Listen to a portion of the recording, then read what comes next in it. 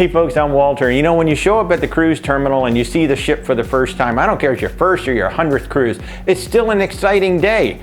Unless you accidentally pack some things away in that luggage that you gave to the porter, which is now on its way to the ship. So here's some things that you should always keep with you in your carry-on to make sure embarkation is a good day. All travel documentation and identification required by the cruise line has to be on you. It cannot be in your checked luggage because it could literally take hours to find your luggage and go find that, which means you're sitting in a hot terminal instead of enjoying the ship. So make sure the travel documentation and identification is ready and available for everybody in your boarding party. Any and all medication that you might need should be in your carry-on. Usually the luggage will show up to your cabin by, say, 6 to 7 p.m. at the latest, but there are times where, you know, because of one reason or another, the luggage may not show up until later, it may not show up until the next day. So any and all medication that you need should be in your carry-on so you have ready access to it. Oh, and if you haven't subscribed yet, please consider doing so. Hit that little bell icon. And if you like what we're doing,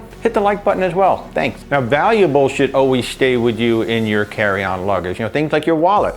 Any valuables, jewelry and whatnot, and certainly cash should stay with you in your carry-on, not through checked luggage. And you should always have some sort of a cash reserve with you because look, you know, things like credit card theft or identity theft is a problem. And if you go and use your credit card at one of the ports of call or a store, your credit card could get locked up if there's something suspicious that goes on while you're at that port. So a cash reserve of say maybe like $100 to $300 in cash on you is not a bad idea, just in case you have some sort of an issue with a credit card or whatever form of payment that you're using during the cruise. You'll have some spending money while you deal with the credit card to get your card unlocked. Bringing a change of clothes for dinner on that first night is an excellent idea in your carry-on because remember, your luggage may or may not show up for dinner depending on what time you plan to go. Now, most cruise lines do cut you some slack on the first night because they know you may or may not have gotten your luggage, and because that embarkation day is usually so hectic, you're probably going to want a change of clothes by dinner time. And we tend to pack our bathing suits as well because we know that our cabins may not be ready when we first get on the ship, so we'll go to one of the public restrooms, change into our bathing suits, go hang out by the pool, and if we get up to the cabin and our luggage doesn't show up by dinner time, no problem. We've got at least one change of clothes in our bag to go to dinner. Bringing preferred toiletries along in the carry-on is always a good idea, such as your toothpaste and toothbrushes, and if you have any specific soaps or moisturizers or things like that that you like to use, remember you may not have your luggage by dinner time, and if you want to use some of those products before dinner, you're going to have them in your carry-on just to make sure you have access to them.